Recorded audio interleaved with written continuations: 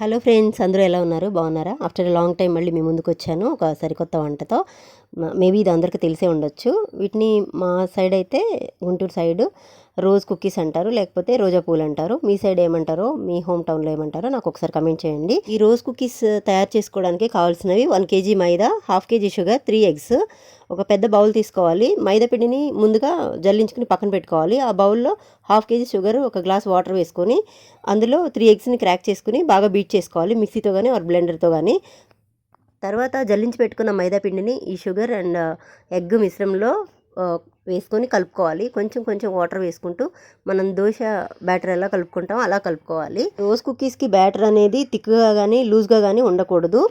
నేను వీడియోలో చూపించిన విధంగా ఉండాలండి బ్యాటర్ అనేది. తర్వాత స్టవ్ ఆన్ చేసుకొని ఒక బండి పెట్టుకొని డీప్ ఫ్రైకి సరిపడా ఆయిల్ వేసుకోవాలి. ఆయిల్ బాగా హీట్ అయిన తర్వాత రోజ్ కుకీస్కునే మౌల్డ్ ఉంటుంది కదా, ఆ మౌల్డ్ని ఒకసారి ఆయిల్లో ముంచేసుకోవాలి. తర్వాత మనం ఏదైతే బ్యాటర్ ఉందో రోజ్ కుకీస్కి, ఆ బ్యాటర్లో ఈ మౌల్డ్ని ముంచేసుకొని ఆయిల్లో పెట్టేయడమే.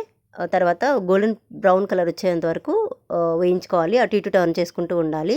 సో ఎంతో ఎమ్మీగా, క్రంచీగా, కలర్ఫుల్గా ఉండే రోజ్ కుకీస్ రెడీ అయిపోతాయి. ఇది మా అక్క చేశారు.